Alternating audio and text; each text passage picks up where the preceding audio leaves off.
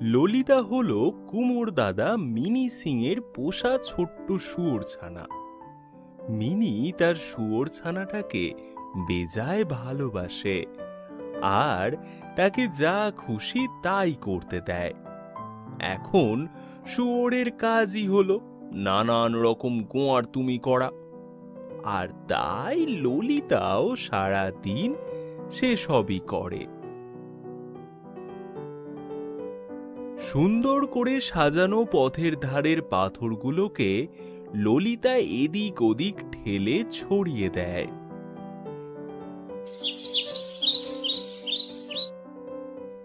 সে সারা দিন ঘোঁত ঘোঁত করে আর বাগানের মাটি খুঁড়ে খুঁড়ে তছনছ করে। ললিতা সব খবরের কাগজগুলো খচর মচর করে ছিঁড়ে ফর্দা ফাঁই করে রাখে। এমনকি যে কাগজগুলো মিনির পড়া হয়নি সেগুলোকেও ছিঁড়ে ফেলে। নিজের চানের গামলার জলে ফু দিয়ে বুদবুদ বানায় আর চারিদিকে জল ছড়িয়ে রাখে।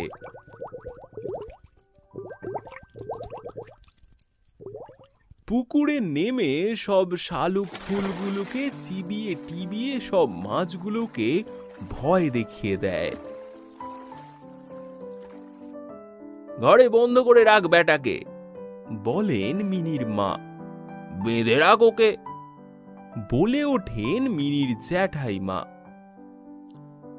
কখনো না, বলে মিনি। ও কোনোদিন আমার সরার কুঁজোগুলোতে হাতও দেয় না। একদিন সকাল সকাল খুশি মনে কাজে চলে আসে মিনি। মনের আনন্দে ললিতার দিকে তাকিয়ে শীষ দিতে থাকে। ললিতাও তাকিয়ে ঘোঁত ঘোঁত করে,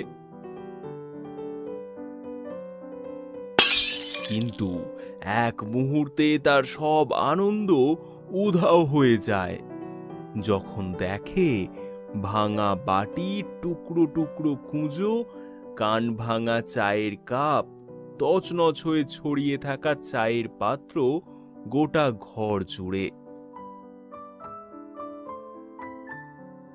মিনি রেগে যায়, খুব রেগে যায়, রেগে আগুন হয়ে যায়। ললিতাকে নিয়ে গিয়ে একটা বুগনভেলিয়া গাছের ছায়ায় বেঁধে রেখে আসে। ললিতা কিছুতেই বুঝতে পারে না ওকে কেন বেঁধে রাখা হয়েছে। ও ফুঁপিয়ে ফুঁপিয়ে নালিশ জানাতে থাকে আর ঘ্যান ঘ্যান করে, চার পা ছড়িয়ে কাঁদে আর ফোঁস ফোঁস করে দীর্ঘশ্বাস ফেলে। কিন্তু মিনি এত রেগে গেছে যে কোনো কথাতেই কান দেয় না।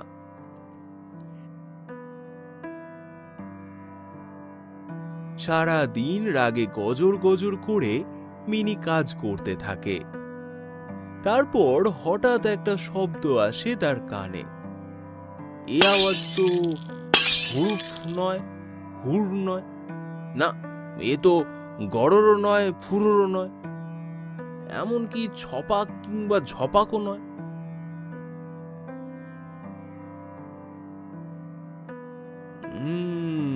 একটা মস্ত বড় কমলা রঙের বেড়াল, একটা বিশাল বড় কমলা রঙের বেড়াল মাটির পাত্র আর কুঁজোগুলোকে ধাক্কা মেরে এদিক সেদিক ফেলে দিয়েছে।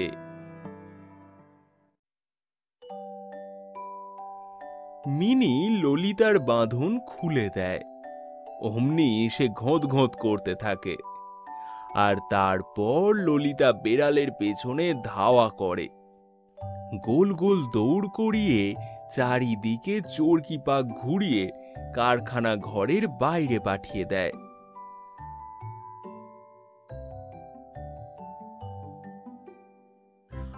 আর তারপর মনের সুখে সে আবার শুয়োর তুমি না গোয়ার তুমি করতে শুরু করে, কারণ সেটাই শুয়োরদের স্বভাব।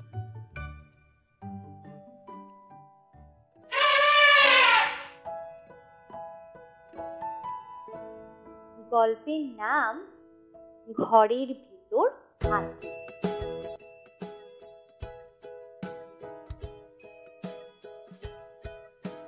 একদিন সকালে লীলা দেখলো তার ঘরে একটা হাতি।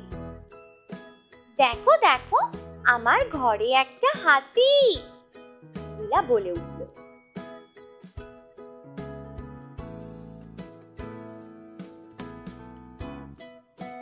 মা জোরে বলে উঠল, কোথায় হাতি? হাতিরা তো বাড়িতে থাকে না, সে কথা তো সবাই জানে।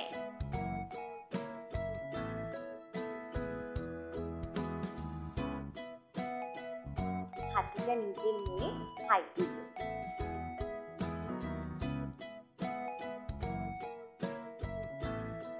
সকালে খাবার সময় বাবা লীলাকে দুধের বোতলটা এগিয়ে দিতে বললেন।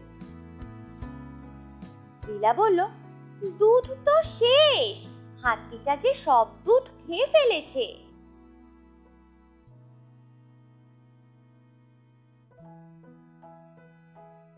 বাবা বললেন, এখানে কোনো হাতি নেই মা, হাতিরা তো শহরে থাকে না, সে কথা তো সবাই জানে।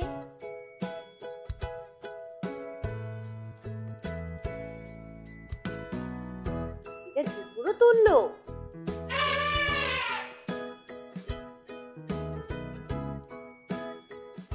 স্কুলে দিদিমণি বিরক্ত হয়ে বললেন, এই আবার কেমন ব্ল্যাকবোর্ডটা পুরো কোঁচকানো। ওটা ব্ল্যাকবোর্ড নয়, বলে উঠল লীলা, ও তো আমার হাতি। দিদিমণি বললেন, স্কুলে কোনো হাতি থাকে না, সে কথা তো সবাই জানে।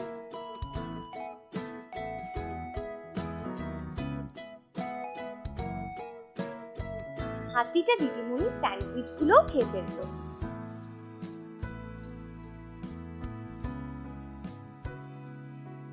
টিফিন ব্রেকের সময় লীলার পিছু পিছু হাতিও খেলার মাঠে হাজির। আচমকা তার ধাক্কায় দোলনাটা গেল ভেঙে। তুমি চলে যাও, লীলা বলে উঠল, তুমি তো আসল হাতি নও, তোমার এখানে থাকার কথাও নয়, সে কথা তো সবাই জানে, তুমি চলে যাও।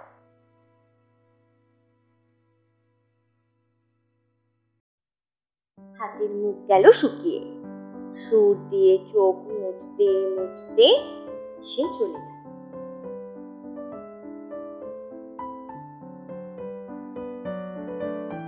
ছুটির পর কোথাও হাতিকে খুঁজে না পেয়ে লীলা ডাকলো,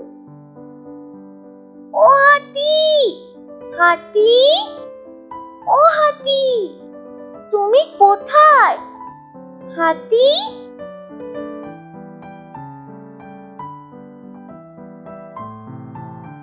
লীলা হাতিকে ছাড়াই বাড়ি ফিরল।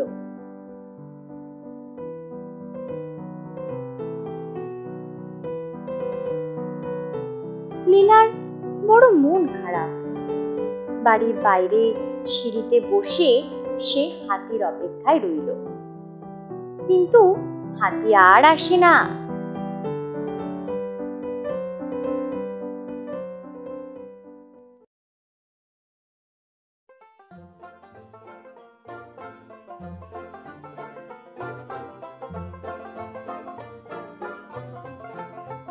লীলা দৌড়ে গিয়ে তাকে জড়িয়ে ধরে বলল, রাগ করো না, তুমি তো আমার হাতি, আমি জানি তুমি আমার সত্যিকারের হাতি।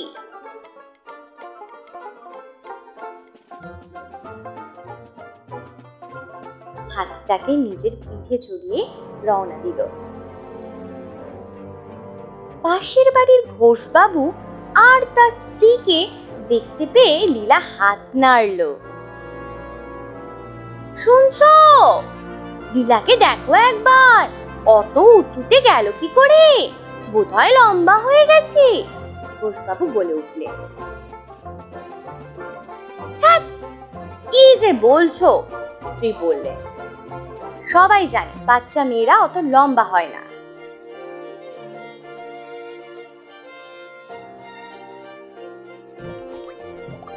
হাতি লীলাকে নিয়ে লেগে গিয়ে পৌঁছলো, আর তার সুর বেয়ে শুরুত করে লীলা জলে গিয়ে নামলো। হুররে! আনন্দে আটখানা লীলা। সারা দুপুর লেকের জলে দুজনে দুটো ফুটি করে খেলা করলো।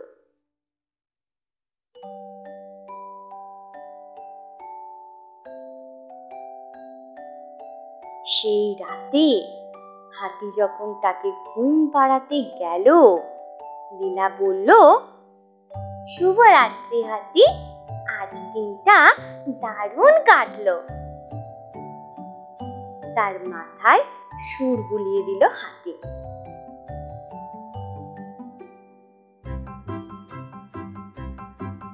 তারপর ঘরের জানালার বাইরে গুটি সুটি মেরে ঘুমিয়ে পড়ল।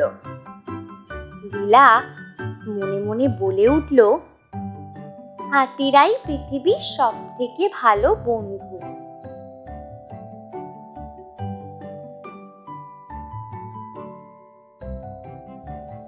আমি এখন সেটা ভালোই বুঝতে পেরে গেছি। সে কথা আমি আর আমার হাতি ছাড়া আর কেউ জানবে না।